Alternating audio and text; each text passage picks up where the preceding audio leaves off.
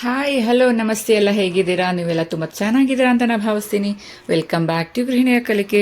Friends, ಈ ದಿನ ನಾನು ಬಾರ್ಲಿ ವಾಟರ್ ಬಗ್ಗೆ ಕಂಪ್ಲೀಟಾಗಿ ನಾನು ಮಾಹಿತಿಯನ್ನು ಕೊಡ್ತೀನಿ. ಬಾರ್ಲಿ ನೀರನ್ನು ನಾವು ಕುಡಿಯೋದ್ರಿಂದ ಅದರಿಂದ ನಮ್ಗೆ ಏನೇನು ಬೆನಿಫಿಟ್ ಸಿಗುತ್ತೆ ಅಂತ ಕಂಪ್ಲೀಟಾಗಿ ತಿಳ್ಕೊಳೋಣವಾ? ದೇಹದ ತೂಕ ಇಳಿಸುವಿಕೆಗೆ ಇಳಿಸುವವರು ಯಾರಾದರೂ ಇದ್ದರೆ, ಅಂದರೆ ಆ ಥರ ಬಯಕೆ ಏನಾದ್ರು ಇದ್ದರೆ ಅಂಥವರು ಬಾರ್ಲಿ ನೀರನ್ನು ಕುಡಿಯೋದಕ್ಕೆ ಸ್ಟಾರ್ಟ್ ಮಾಡ್ಕೊಳ್ಳಿ. ಇತ್ತೀಚಿನ ದಿನಗಳಲ್ಲಿ ತೂಕ ಹೆಚ್ಚುವುದು ಜಾಸ್ತಿ ಆಗಿದೆ. ಹಾಗಾಗಿ ಪ್ರತಿದಿನ 1 ಲೋಟ ಬಾರ್ಲಿ ನೀರನ್ನು ಅಥವಾ ಬಾರ್ಲಿ ಗಂಜಿ ನೀರನ್ನು ಕುಡಿತಾ ಬಂದರೆ ಸರಾಗವಾಗಿ ನ್ಯಾಚುರಲ್ ಆಗಿ ನಾವು ತೂಕವನ್ನು ಇಳಿಕೆ ಮಾಡ್ಕೋಬಹುದು. ಇನ್ನು ಕ್ಯಾನ್ಸರ್ ಕಾಯಿಲೆಯ ವಿರುದ್ಧ ಹೋರಾಡುವ ಆಂಟಿ ಆಕ್ಸಿಡೆಂಟ್ಗಳು ಇದರಲ್ಲಿದೆ.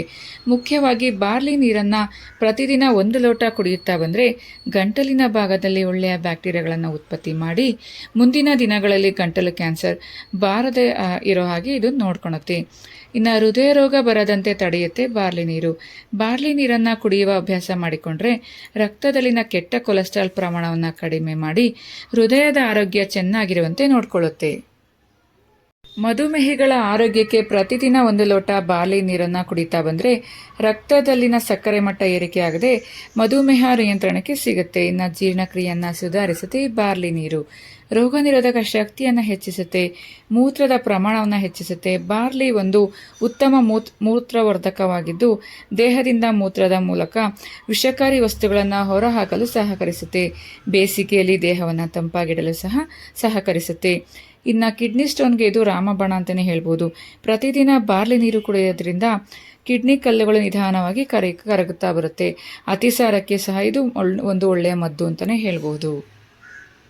ಚರ್ಮದ ಕಾಂತಿ ಹೆಚ್ಚುತ್ತೆ. ಬಾರ್ಲಿಯ ನೀರನ್ನು ಸೋಸಿ ಮುಖವನ್ನು ತೊಳೆಯುವ ಮೂಲಕ ಮುಖದ ಚರ್ಮದ ಕಾಂತಿ ಹೆಚ್ಚುತ್ತೆ. ಹಾಗೆ ಗಂಟಲು ನೋವನ್ನು ಸಹ ಇದು ಕಡಿಮೆಗೊಳಿಸುತ್ತೆ. ಕೊಂಚ ಬಿಸಿಯಾಗಿರುವ ಮತ್ತು ಸೋಸಿದ ಬಾರ್ಲಿಯ ನೀರನ್ನು ಕುಡಿಯುವ ಮೂಲಕ ಗಂಟಲು ನೋವು ಸಹ ನಿವಾರಿಸ್ಕೋಬಹುದು. ನೋಡಿದ್ರಲ್ವಾ ಫ್ರೆಂಡ್ಸ್, ನಾವು ಬಾರ್ಲಿ ಗಂಜಿಯನ್ನು ಬಳಸೋದ್ರಿಂದ ಅಥವಾ ಬಾರ್ಲಿ ವಾಟರನ್ನು ನಾವು ಬಳಸೋದ್ರಿಂದ ಎಷ್ಟೊಂದು ಬೆನಿಫಿಟ್ಸ್ ಇದೆ ಅಂತ. ಹಾಗೆ ಇನ್ನೊಂದು ಏನು ಅಂದರೆ, ಹಿಮೋಗ್ಲೋಬಿನ್ನ ಕೊರತೆ ಯಾರಿಗಾರು ಇದ್ದರೆ ಅಂಥವರು ಬಾರ್ಲಿ ವಾಟರ್ ಅಥವಾ ಬಾರ್ಲಿ ಗಂಜಿಯನ್ನು ನಾವು ಕುಡಿತಾ ಬಂದರೆ ಹಿಮೋಗ್ಲೋಬಿನ್ ಕೊರತೆಯನ್ನು ಸಹ ನಾವು ನೀಗಿಸ್ಕೋಬೋದು.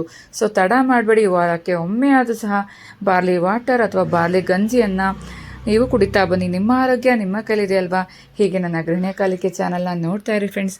ಸಪೋರ್ಟನ್ನು ಮಾಡ್ತಾ ಇರಿ. ಫ್ಯಾಮಿಲಿ ಫ್ರೆಂಡ್ಸ್ಗೂ ಸಹ ಶೇರ್ ಮಾಡಿ. ಸಬ್ಸ್ಕ್ರೈಬ್ ಆಗಿಲ್ಲ ಅಂದರೆ ಸಬ್ಸ್ಕ್ರೈಬ್ ಮಾಡ್ಕೊಳ್ಳಿ. Thank you for watching. Thank you.